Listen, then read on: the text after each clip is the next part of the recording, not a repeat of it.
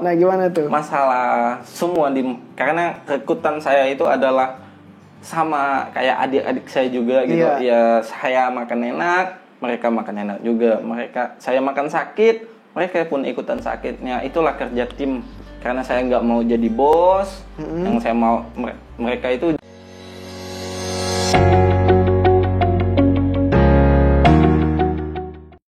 Berarti Di tahun 2016 itu.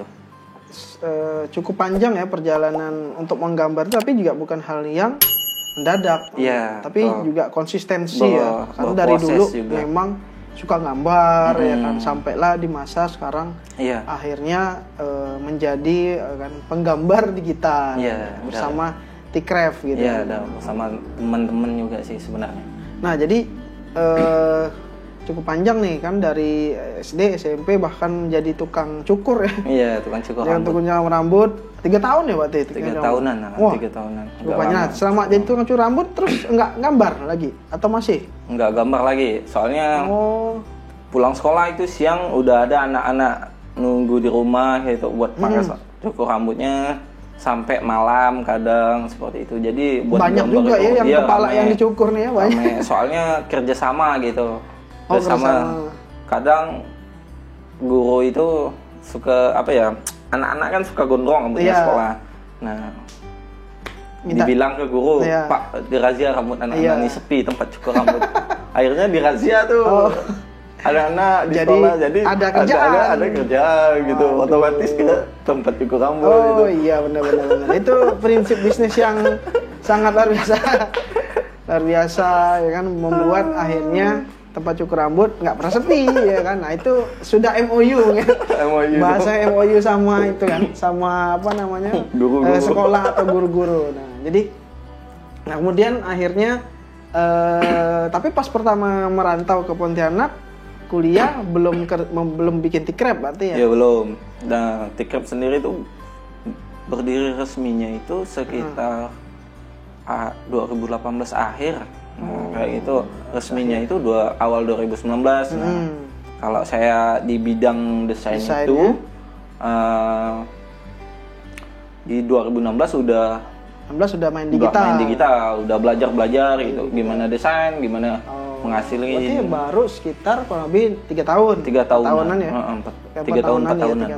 4 tahunan merambah dunia gambar tapi secara digital. Tapi kalau bakat dari dulu udah dari kecil ya. Dari kecil hobi gambar ya. Iya. Wah. Nah, ketika pertama kali berarti memang terjun ke dunia digital itu, apakah sudah sudah menghasilkan sesuatu? Gambar digital atau memang digital, gitu ngerjain karya-karya aja deh gitu. Nah, sebenarnya itu belajar digital itu kemarin 2016 itu apa ya? Karena tuntutan sih sebenarnya. Tuntutan apa gini. Kerjaan, tuntutan ekonomi. Ekonomi, tentunya ekonomi. Gimana sih di searching gitu kan di Google, gimana sih cara menghasilin uang dari hobi? Baca. Oh, ternyata menggambar itu bisa menghasilin uang loh. Desain grafis namanya. Oh, saya terus baca. Nah, temu channel YouTube dan terus saya belajar, berkarya, dan di awalnya itu nggak langsung plek itu. Nih, harganya sekian. Karya kamu sekian. Bahkan sering dulu di awal-awal itu ya nggak pernah dibayar pakai nasi bungkus. Alhamdulillah. Rumah makan Padang mau minta buatin logo, tapi saya kasih harga dia kemahalan. Ya udah, saya suruh kirim nasi bungkus. Yang penting perut saya nasi Padang. Yang penting berisi gitu, nggak kelaparan ya. Kayak gitu di awal-awal 2016 ya kayak gitu. Dulu di awal 2016 itu saya mainnya itu di desain logo. Awalnya desain logo. Ya, sama vektor-vektor wajah gitu. Vektor wajah. Jadi itulah cari duitnya tuh dari situ. Dari gambar wajah orang didigitalkan, nah kayak gitu. Okay. Sama bikin logo, nah kayak gitu. Di tahun 2016 sampai 2017-an lah. 2017-an. Nah, setelah itu dari 2017-an mulai terjun profesional lah ya. Iya. Profesional. Akhirnya belajar lagi gimana sih supaya meningkatkan hasil atau memang betul-betul serius di dunia desain gitu untuk lebih majunya lagi. Nah, alhamdulillah belajar terus ya. Pastinya itu sampai sekarang sih masih belajar gimana meningkatkan. Karena itu nggak ada titik suksesnya sih. Titik mentoknya itu usaha gitu nggak ada sebenarnya. Yang penting dia tuh harus berkembang. Yang penting kita belajar dan terus belajar. Nah, seperti itu. Nah, ketika akhirnya memutuskan mendirikan Tikcraft, nah itu ada nggak temu kendala atau masalah atau problem apa nih yang pada saat pertama kali pas mendirikan Tikcraft? Nah, pasti kan terjadi banyak. Iya, betul. Masalah nih. Nah, itu seperti apa tuh? Bagaimana? Kalau mendirikan Tikcraft atau sebuah kelompok atau grup atau tim gitu ya, yang paling terbesar itu ya masalah utamanya itu ya di finansial sebenarnya. Di masalah gimana sih kita bisa mencukupi kayak finansial kebutuhan tim yang kita rekrut. Nah, itu yang paling beban sebenarnya. Nah, tapi di sini saya menggunakan teknik.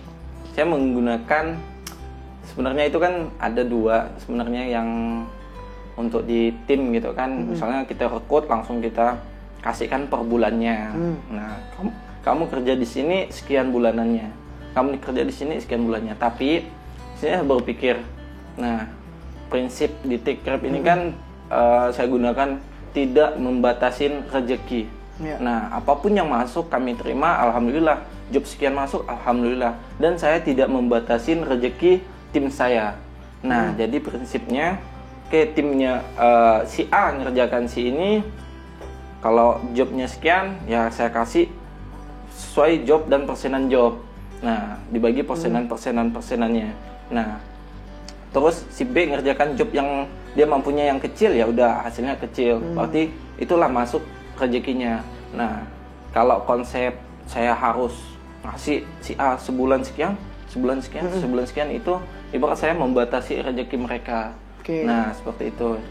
Nah, gitu juga dengan konsep yang saya untuk ke klien-klien saya. Nah, saya misalnya dia nanya, "Oh, job sekian berapa?" Ya udah mau sukarela gitu maksudnya. Sukarela. Nah, ibaratnya sukarela lah. Nah, yang penting ada portfolio dulu gitu ya. Yang penting ini standar hasil kerja kami, silahkan hargain berapa. Nah, seperti itu. Ada juga yang nemu klien yang memang betul-betul menghargain karya, dan ada juga yang tidak menghargai karya. Nah, tergantung masing-masing jenis klien lah ya. Tapi ya nggak apa-apa sih yang memang nggak membatasin rezeki. Nah, seperti itu. Tapi denger-denger nih, nah pas Tikcraft baru memulai, baru didirikan. Nah, teman-teman makannya agak memprihatinkan. Ya, betul. Nah, kalau gimana tuh? Masalah semua karena rekrutan saya itu adalah sama kayak adik-adik saya juga gitu. Ya, saya makan enak, mereka makan enak juga. Saya makan sakit, mereka pun ikutan sakitnya. Itulah kerja tim. Karena saya nggak mau jadi bos, yang saya mau mereka itu jadi, saya ini dianggapnya abang gitu, sebagai yang tukang arahkan mereka seperti ini. Nah, jadi sebenarnya memang cukup memprihatinkan sih, asli. Jadi masa awal-awal ya? Sempat kerja itu ya, salah satunya alat dan segala macam terkendala kayak gitu. Kita harus bagi pinjam sana pinjam sini gitu, kayak gitu.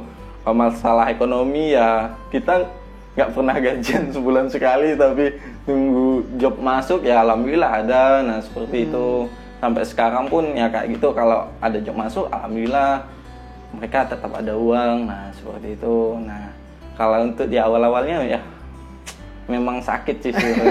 Nggak cukup memprihatinkan lah ya. Kadang makan, kadang enggak gitu kan. Dirasain aja gitu kan.